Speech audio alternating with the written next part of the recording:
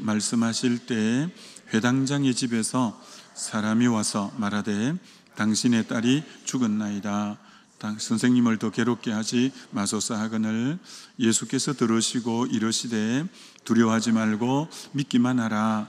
그리하면 딸이 구원을 얻으리라 하시고. 아멘. 오늘 오전에 중보기도 모임도 있네요. 중보기도 모임도 있고, 이제 은혜의 동산 조편성이 목요일 오전에 있습니다. 그래서 수요일까지 은혜의 동산 혹 등록 안 하신 분들은 수요일 저녁 예배까지는 해주셔야 목요일 오전에 조편성 할 때 이제 편할 수 있겠으니까 다시 한번 여러분 구역과 주변에 은혜의 동산 건면할 분들 있는가 보시고, 누구나 할 수 있습니다. 누구나 은혜의 동산은 들어오실 수 있으니까 많이 하시면 이번에 하나님이 큰 역사가 있게 될 겁니다. 자, 오늘 설교 제목은 가장 절망의 시간, 하나님은 일하신다라는 제목으로 말씀 증거하고자 합니다. 오늘 회당장의 그 집에서 온 사람이 당신의 딸이 죽었나이다. 여러분, 죽었다는 소식보다 더 절망스러운 소식이 어디 있겠어요? 당신의 딸이 죽었나이다, 이렇게 말을 하는 거예요. 다 끝났다는 거예요. 이제 더 이상 인간으로는 손써볼 이제 일이 더 이상은 없다는 거예요. 인간의 한계의 끝점에 왔다는 거예요.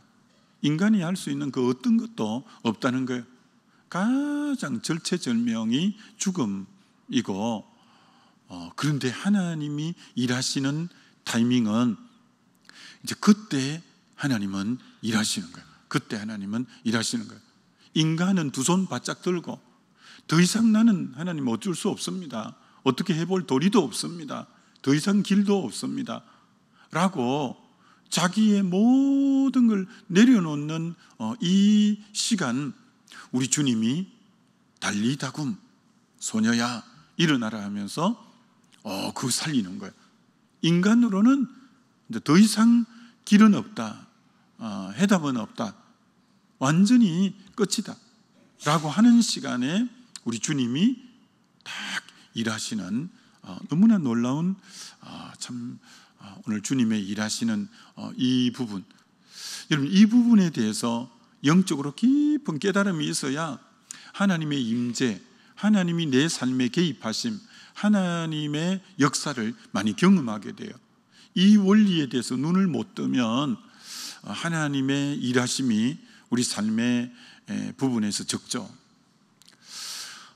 여러분, 참 그 구약의 야곱은 참 이 성경에 나오는 그 어느 인물보다도 자기 힘과 노력으로 살아보려고 몸부림친 사람이 야곱이라는 사람이죠. 야곱은 어머니 뱃속에서부터 쌍둥이로 둘째로 나오면서 앞에 나가는 형의 발꿈치를 붙잡고 나올 정도로 정말 그 참 움켜잡는 데에는 명수가 이 야곱이죠. 태어날 때부터 남의 발꿈치를 잡더니 자라가면서도 여전히 그렇게 살죠. 형의 장자 명분도 팥죽 한 그릇에 움켜잡아 버립니다. 형이 받아야 될 축복도 형이 사냥하러 간 틈에 그만 아버지에게 자기가 그 축복을 받아버립니다. 움켜잡을 것 있으면 착같이 움켜잡는 이 야곱입니다. 외삼촌 집에 가서 라헬이 마음에 들자 그거를 잡으려고 14년을 머슴살이 하면서 결국은 움켜잡습니다. 자기가 목적하고 자기가 계획한 것은 이루어내는 대단한 사람 같습니다. 20년 동안 아내 넷을 얻고 자녀 13을 얻고 아롱아롱하고 얼룩지고 점 있는 양떼 소떼들 다 움켜잡습니다. 정말 의지의 야곱입니다. 자기가 계획하고 목적한 바를 거의 이루어내고 성취해내는 아주 참 강한 그런 사람이죠. 그런 야곱. 근데 20년 외가 처가살이 끝내고 돌아오는데 야곱이 400명을 이끌고 자기를 향해서 나오게 될 때 그가 잘하는 방법인 인간적인 방법을 또 씁니다. 양떼, 소떼, 낙타 중에서 제일 상품 가치가 있다 싶은 거 골라서 종들을 보내서 형을 해유하려고, 이런 처세에 아주 능한 사람이니까요. 근데 처세가 안 먹혀 들어갈 때가 있어요. 인간적인 방법이 안 먹혀 들어갈 때가 있어요. 그동안 자기가 인간적인 방법 쓰면 거의 통했어요. 근데 어떤 딱 시점에 오면 하나님이 개입하십니다. 아무것도 안 통하는 거예요. 아무리 많은 소떼, 양떼들 그렇게 형에게 보내도 안 되는 거예요. 그때 야곱이 안 되니까 어쩌겠어요. 할 길이 없는데. 그래서 야복강을 딱 배수진을 치고 그동안에 살았던 삶을 움켜잡았던 것 야복강 너머로 다 보내버립니다. 그러면서 나만 홀로 남았더니 라고 고백합니다. 그동안 움켜잡았던 것 다 야복강 넘어 보내고 나만 홀로 남았다고 합니다. 정말 이제는 아무것도 없습니다. 그 밤에 진짜 하나님을 부르고 하나님에게 정말 씨름하듯 하나님 앞에 울부짖고 기도합니다. 그때 하나님이 그의 한도뼈를 딱 쳐버립니다. 한도뼈는 힘을 받는 중추적인 뼈가 한도뼈입니다. 한도뼈를 쳐버리면 힘을 못 씁니다. 아주 상징이 굉장히 강한 상징이 있습니다. 너 그동안 너 힘대로 살아왔지? 그동안 너 힘 쓰면서 살아왔지? 그걸 확 꺾어버리는 거예요. 그때부터 야곱은 절었더라. 다리를 쩔뚝쩔뚝 절었더라. 다리 하나 절 때마다 내 힘으로 못 삽니다. 내 힘으로 살 수 없습니다. 그게 곧 자기의 신앙 고백처럼 되어진 거죠. 자기가 노력하고 애쓰면 다 되는 줄 알았는데 결국 되는 게 하나도 없는 거예요. 그렇게 많이 움켜잡고 된 것 같은데 실제로 130년이 지난 뒤에 자기 인생을 한 줄로 딱 요약하는데 내 나그네 길이 130인데 험악한 세월을 보냈나이다. 너무 인생이 험악한 거예요. 내 힘으로 내 방법으로 살아보는 게 되는 것 같았는데 너무 인생이 험악한 거예요. 이사야서에 야곱을 하나님이 이 지렁이 같은 야곱아, 이 지렁이는 꿈틀꿈틀하면서 너무 속도감이 느린 겁니다.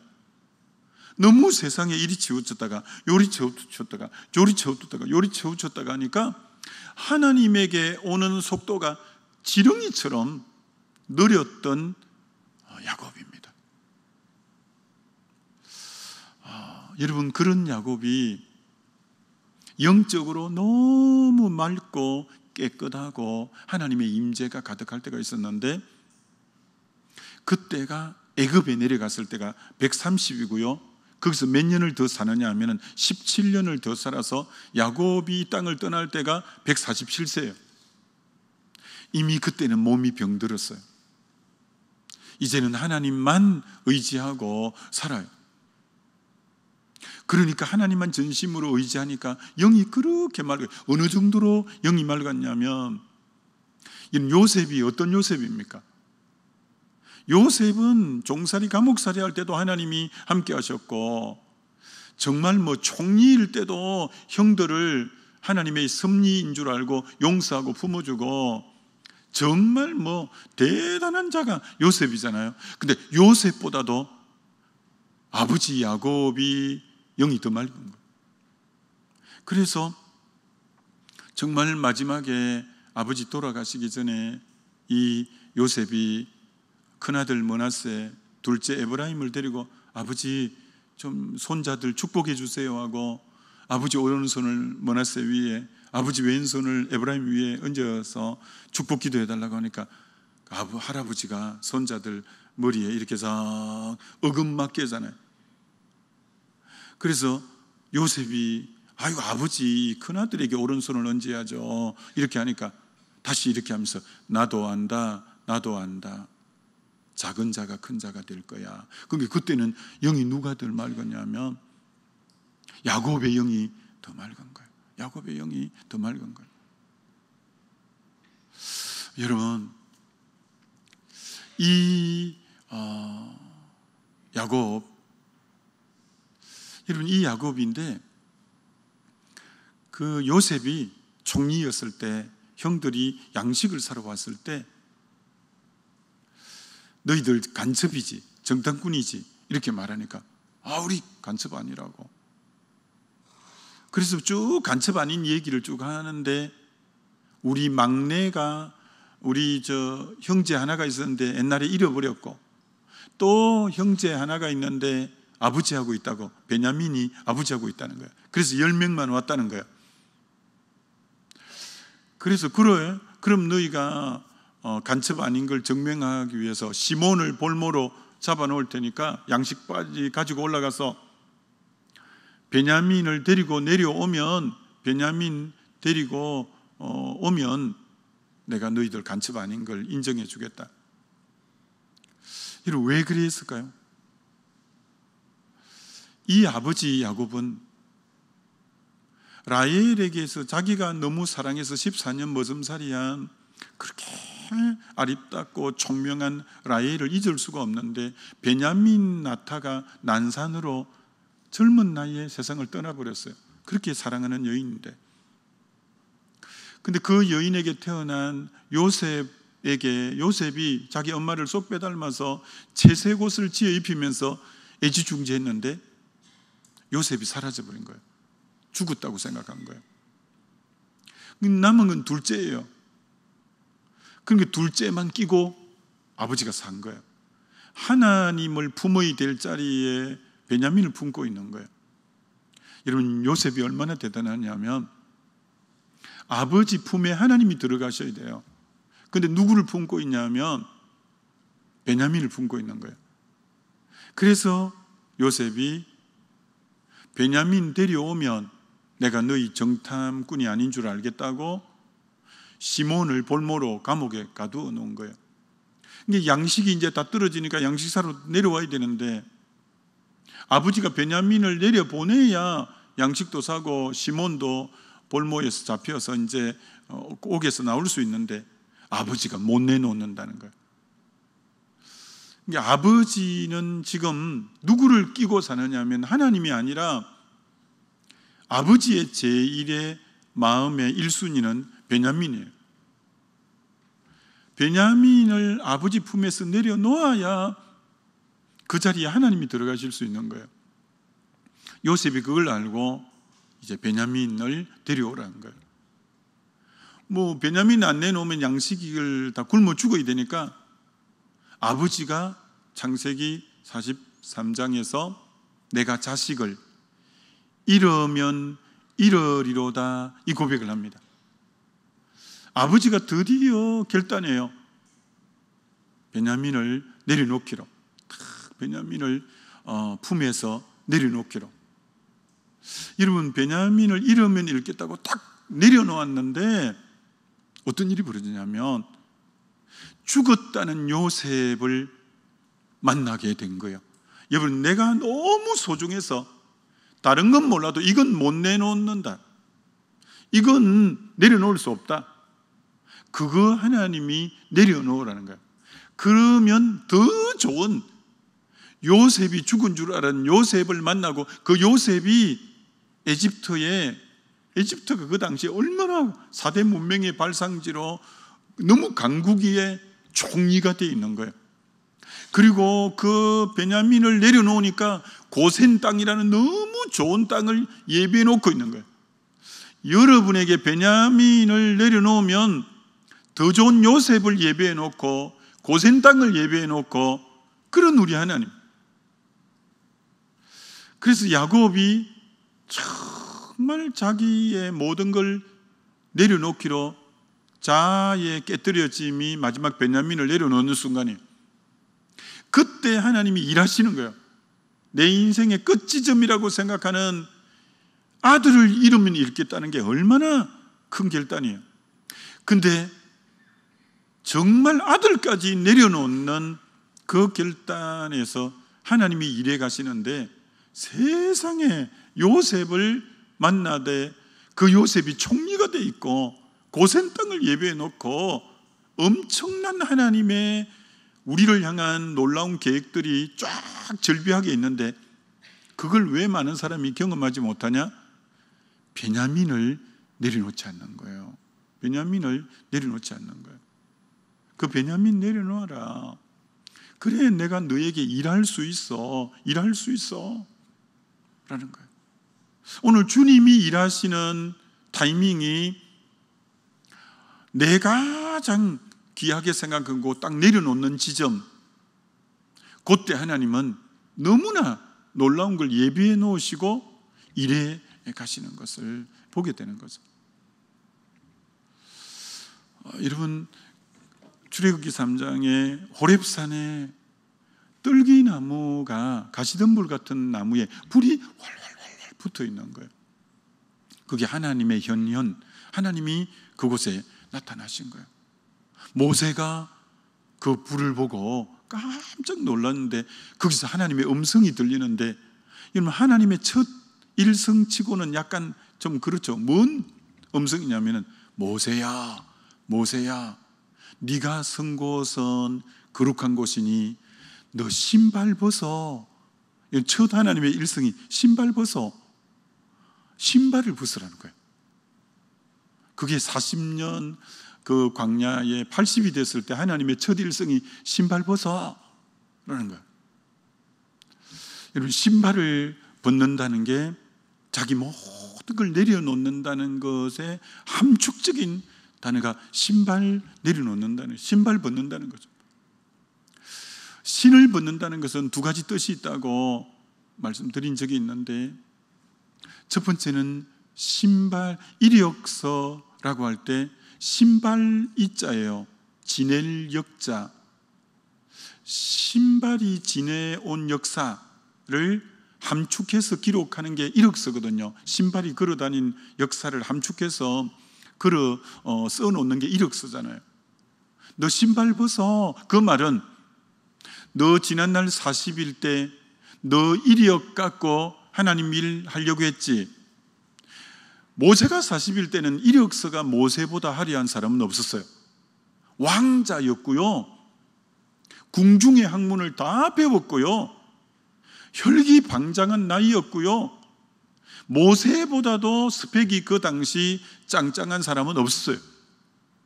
그것 가지고 자기는 다 될 줄 알고 하나님 일하러 나갔어요. 근데 하나님이 자기 이력 갖고 일하겠다고 할 때 하나님 그를 쓰지 않았어요. 그래서 80까지 광야에 묵혀두었다가 첫 일성이 신발 벗어. 나는 너 경력 갖고 일하지 않아. 나는 너 실력 갖고 일하지 않아. 너 경험 갖고 난 일하지 않아. 그래서 다 내려놓게 한 거예요. 여러분, 너무 놀라운 것은, 그럼 실제로 그가 배웠던 학문이 소용이 없었을까요? 아니요. 여러분이 가지고 있는 좋은 재능들은 십자가를 통과하면 선용되어서 하나님 쓰시는 거예요. 모세가 왕자로서 그 궁중의 모든 학문을 배웠기 때문에 그가 십자가를 통과하고 난 뒤에 모세오경, 토라라는 창세기, 출애굽기, 레위기, 민수기, 신명기를 누가 쓰게 했냐면 모세를 통해 썼어요. 모세를 통해. 공부 필요 없다는 거 아니에요. 그 학문이 십자가를 통과하면 하나님이 아름답게 쓰시는 거예요. 사도 바울이 바리새인이요 가말리엘 문화로 공부를 아주 많이 한 사람이에요. 그가 십자가를 통과하니까 그를 통해 신약 성경 13권을 바울을 통해 쓰게 한 거예요. 베드로는 2권 쓰다가 하나님이 더 이상 못 쓰겠다는 이 통해서 베드로 전후서 쓰고는 이제 베드로를 통해서는 쓰기가 힘들었어요. 바울을 통해 썼어요.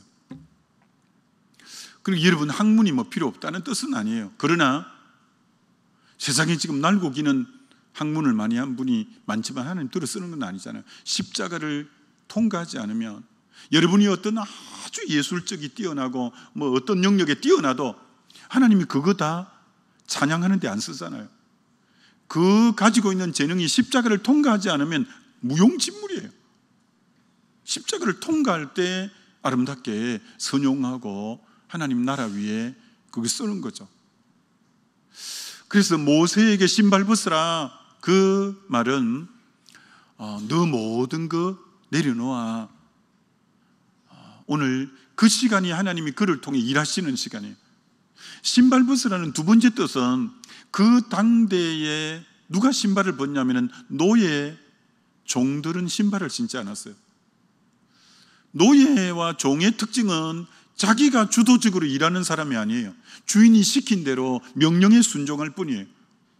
이제는 네가 주인이 되어서 이것하고 저것하고가 아니라 너는 나의 종으로서 내가 너의 주인 되고 내가 명령하는 것을, 우리 주님이 일하실 때가 뭐냐? 자기가 종된 모습, 주님의 노예된 모습으로 자기를 내려놓을 때 그때 주인님이 주인 되어서 일하시는 거죠. 주님이 주인 되어서 일하시는 거죠. 주님이 일하시는 타이밍은 이처럼 철저하게 자기를 내려놓는, 인간으로는 아무것도 할 수 없다고 고백하는 그 타이밍에 오늘 당신의 딸이 죽었나이다, 더 이상 소망도 없고 인간이 어떻게 할 수 없다고 하는 그 시점에서 달리타굼 하면서 소녀야 일어나라 하면서 일하시는 것처럼, 영국의 유명한, 정말 런던의 엄청난 교회를 이끌으셨던 분이고 명설교가고 이 잔 헤든 스펄전 목사님, 그분이 구원 얻은 성경 구절이 이사야 45장 22절, 땅끝에 모든 백성아 나를 앙망하라, 그리하면 구원을 얻으리라, 그 구절이에요. 그분은 원래 도시교회를 다녔을 때예요. 그가 청소년 나이에 주일날 눈이 너무 펑펑펑 억수같이 내려서 교통이 다 마비가 되고 자기가 원래 다니던 도시교회로 갈 수 있는 형편이 안 돼서 가까운 시골교회에 들어갈 수밖에 없었어요. 몇 명 안 모이는 시골교회, 눈이 너무 많으니까 성도도 뭐 몇 사람 안 모인 거예요. 목사님도 안 오셨는지 집사님 같은 분이 설교 시간에 올라가서 설교를 하는데 그때 본문이 이사야 45장 22절, 땅끝에 있는 모든 백성아 나를 앙망하라, 그리하면 구원을 얻으리라는 구절이에요. 이 청소년인 이 스펄전이 설교하시는 분을 똑바로 이렇게 앉아서 쳐다보는데 그분이 스펄전을 보고 손가락질하면서 이봐 청년, 여호와를 앙망하라는데 왜 나를 보는 거야? 그렇게 보는 거야. 설교하는데 보는데 막 야단을 치는 거야. 왜 나를 보는 거냐? 땅끝에 있는 모든 백성아 여호와를 앙망하라, 그리하면 구원을. 왜 하나님 바라보는데 왜 나를 바라보는 거야? 라고 야단을 친 거예요. 그 순간 스펄전이 하나님을 딱 바라본 거예요. 그때 성령이 강하게 임하면서 그 유명한 스펄전으로 가는 주님을 인격적으로 만난 시간이 된 거예요. 그 구절이 하나님 바라봐야 되는구나, 하나님 바라봐야 되는구나. 이런 그 구절이 얼마나 귀한 구절이냐면, 땅 끝에 있는 모든 백성들아, 땅끝이라고 표현하는 거예요.